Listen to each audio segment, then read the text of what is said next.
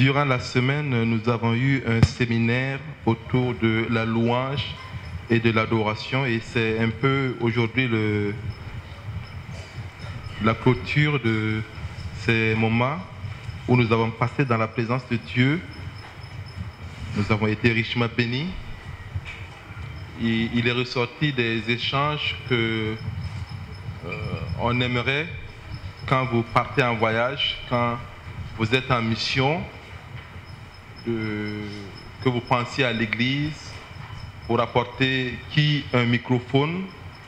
Vous voyez que nous avons de la peine avec nos micros. Sur la place du marché, on ne trouve pas toujours des produits de marque. Qui un clavier, qui une guitare. Pourquoi pas un saxo? Antoine me dit que si on a... C'est ça, Antoine?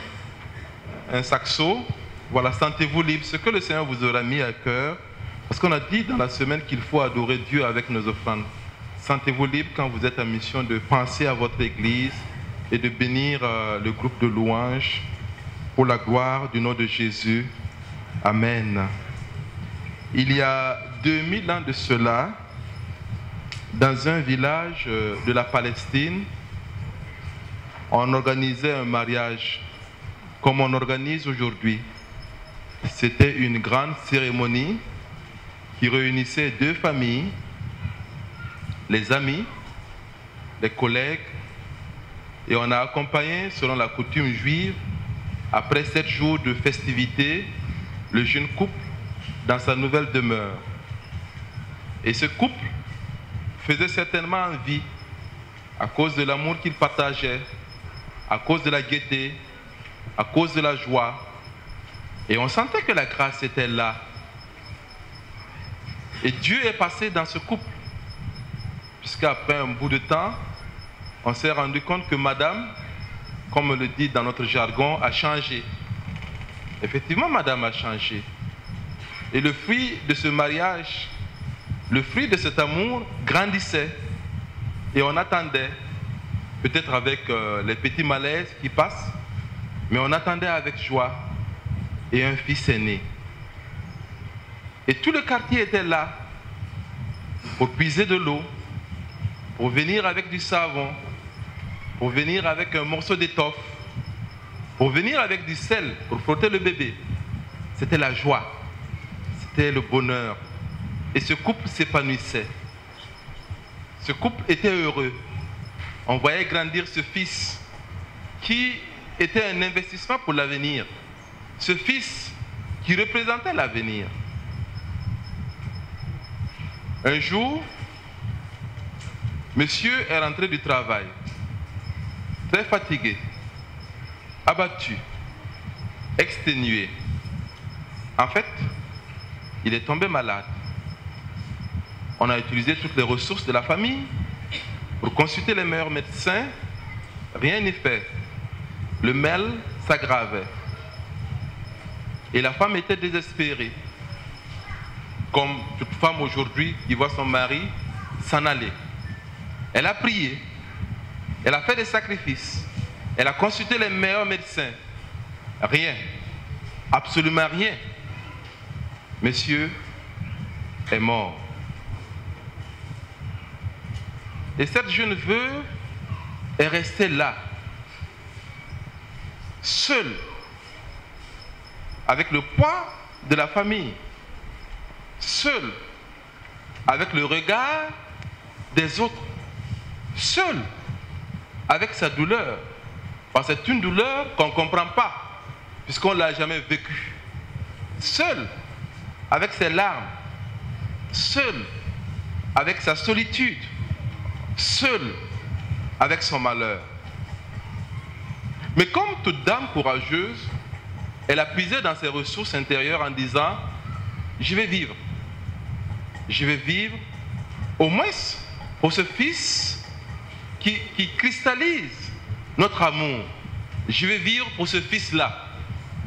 Elle a rassemblé toutes ses ressources, toute son énergie pour s'investir dans cet enfant. Cet enfant grandissait. Il a tout fait, certainement pour son éducation, pour les sacrifices qu'il fallait apporter au temple, pour le barnissement, quand l'enfant allait devenir fils de la loi, elle devait apporter des sacrifices, elle était là. Quand l'enfant devait reprendre l'activité du père, elle était là pour soutenir ce fils qui grandissait et qui est devenu un jeune homme. Elle dit, au moins, cet enfant, c'est l'avenir. Je vais vivre par lui. Au moins, mes vieux jours sont assurés. J'aurai quelqu'un, comme on le dit dans notre jargon, qui va s'arrêter un jour devant ma tête. Et ce fils-là, comme son père, un jour, est tombé malade. Elle a commencé à avoir peur. Peut-être elle s'est dit, moi c'est un malaise, ça va passer. Rien n'y fait. Le mal est allé en s'empirant. Elle a tout fait. Elle a pleuré. Elle a jeûné. Elle a prié. Elle a consulté les meilleurs médecins. Et je me dis que la famille juive, qui à l'époque était agrandie, les parents sont venus pour porter secours. On a consulté, on a tout fait. Rien n'y fait. L'enfant, le jeune homme, est mort. Lisez avec moi. Luc, chapitre 7.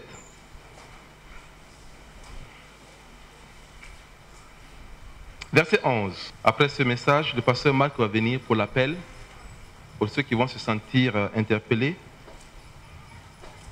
pour ceux qui vont entendre l'appel de Jésus, comme le docteur Issa, pour ceux qui vont entendre l'appel de Jésus, comme le pasteur Joseph, pour changer de cortège, pour changer de camp. Le jour suivant, Jésus alla dans une ville appelée Naïn. Ses disciples et une grande foule faisaient route avec lui. Lorsqu'il fut près de la porte de la ville, voici, on portait en terre un mort, fils unique de sa mère, qui était veuve. Et il y avait avec elle beaucoup de gens de la ville. Le Seigneur, l'ayant vue, fut ému de compassion pour elle et lui dit, ne pleure pas. Il s'approcha et toucha le cercueil. Ceux qui les portaient s'arrêtèrent. Il dit, jeune homme, je te le dis, lève-toi. Et le mort s'assit. Alléluia. Et se mit à parler. Et Jésus le rendit à sa mère. Tous furent saisis de crainte et ils glorifiaient Dieu, disant, un grand prophète est paru parmi nous et Dieu a visité son peuple. Cette parole sur Jésus se répandit dans toute la Judée et dans le pays d'alentour. Amen. Et à la mort de ce fils, s'il y a en vous un brin d'humanité, s'il y a en vous quelque chose qui vous fait ressembler à un être humain, vous ne pouvez pas ne pas venir. Vous ne pouvez pas ne pas pleurer. La Bible dit que toute la foule était là. Tout Naïn était là. Parce qu'on a compris l'histoire de cette femme. On a vu son malheur. On a vu son désarroi. On a vu son désespoir. Et on a vu ses larmes. Tout le monde était là. Tout le monde était là. Et personne, absolument personne ne pouvait dire à cette femme, ne pleure pas. Qui ose dire à une veuve qui a perdu son fils unique, ne pleure pas? Qui ose? Qui peut? Qui a ce pouvoir? Et ce cortège-là sortait de la ville. Je vais te demander de m'écouter juste quelques minutes, 5 minutes encore. Il faut changer de cortège. Parce que dans ce cortège, il y avait à la tête un cercueil. Dans ce cortège, il y avait après la tête cette femme qui cristallise tout le désespoir. Cette femme avec ses larmes. Cette femme avec ses désillusions. Cette femme avec sa douleur. Cette femme avec sa solitude. Cette femme avec sa souffrance. Cette femme avec sa peine que personne ne peut consoler. Oh, derrière ce cortège, il y a aussi ceux qui sont venus pour apporter un soutien, quelques réconforts, pour une sympathie, et ceux qui sont venus parce qu'il fallait être là pour ne pas se faire remarquer. Ils étaient là. Ils étaient là. Ceux qui étaient indifférents, ils étaient là. Ceux qui suivaient ce cortège et qui pensaient à leurs affaires. Ils étaient là, ceux qui suivaient ce cortège et pensaient à leurs vêtements, ils étaient là. Ceux qui suivaient ce cortège, ils disaient, oh mais cette femme-là, elle est maudite. Hein? Il y a quelques années, tu as perdu ton mari, après tu perds ton enfant, c'est pas normal. Qu'est-ce qu'il y a? Il y a quelque chose de bizarre dans ta vie. Hein? Ils étaient là, ceux aussi qui sont là pour critiquer, pour juger. Ils étaient là. Et tous sortaient. Et tous suivaient ce cortège. Et je vous rappelle qu'à la tête de ce cortège, qu'est-ce qu'il y avait? Un cercueil. Ce que je veux te dire, la première vérité, c'est que sans Jésus, tu es dans ce cortège. Sans Jésus, tu es dans ce cortège. Et quelles que soient tes réalisations, quelles que soient tes prouesses, quelles que soient tes ambitions, quels que soient tes projets, il y a à la tête du cortège un cercueil. Et on sait où va le cercueil. Et peut-être derrière ce cercueil, il y a tout ce qui cristallise ton malheur, ta souffrance, ta solitude, tes larmes, l'incompréhension des autres, l'épreuve de ta vie, tes échecs multipliés. Ou peut-être tu n'es pas juste derrière le cercueil, mais tu es peut-être dans la foule avec tes projets. Je vais aller là-bas, je vais faire ceci, je vais construire cela. On dit qu'il n'y a jamais d'enterrement sans rire. Il y a ceux qui sont là qui rient. Oh, il faut que... Mais ça tarde là, le protocole. Pourquoi ça tarde comme ça? Dépêchez-vous, on va vite faire. Moi, j'ai des affaires à régler. J'ai un contrat à signer tout de suite. Mais à la tête du cortège, il y a un cercueil. Je répète, sans Jésus, tu es dans ce cortège-là. Et nous étions dans ce cortège. Nous étions tous dans ce cortège. Mais la Bible nous dit que ce cortège a rencontré notre cortège. Parce que ce cortège est un cortège de mort. On peut avoir toutes les formes de vie. On peut avoir les joies, on peut avoir les parties. On est là pour s'éclater, on est là pour se réjouir, on est là pour nos projets. Il faut croquer la vie à pleines dents. Ça passe, mais à la tête, il y a un cercueil. Il y a toujours ce cercueil. Et que voulez-vous? Écoutez, quand on accompagne un cercueil à Tourougu, à Taptenga ou autre, on est là, on regarde, on verse quelquefois une larme et puis on se dit, bon, peut-être pour moi ça ne va pas être comme ça, ça va être comme ça. Je te dis ce matin, ça va être comme ça. Ou bien tu dis, bon, pour moi peut-être, Dieu va se tromper, il va oublier pour que je sois là. Dieu n'oublie pas, il ne se trompe pas. À la tête là, à la tête de ce cortège, il y a un cercueil. Mais, remarquez qu'ils sortent. Ils sortent de la ville. Ils sortent de la vie. Et ils vont au cimetière.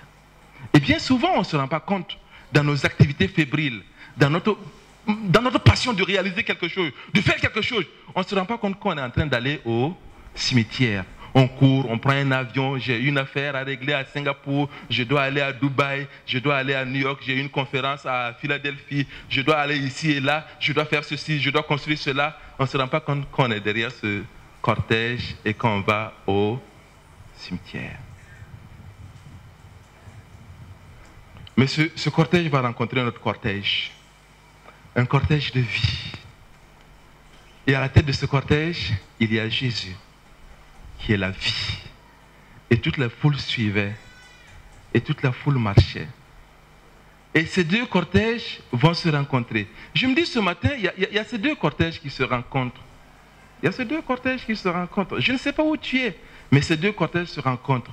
Et Jésus arrête le cortège qui sort. Jésus arrête le cortège qui va au cimetière. Jésus arrête ce cortège dont la tête est dirigée par un mort. Et Jésus veut t'arrêter aujourd'hui parce que tu es dans ce cortège qui est dirigé par un mort. Et Jésus arrête et il te dit peut-être ne pleure pas. Il te dit peut-être j'ai la solution à ton problème. Il te dit peut-être je vais cheminer avec toi. Il te dit peut-être je vais faire route avec toi. Écoute, il faut changer. Tu es en train, c'est la mauvaise direction.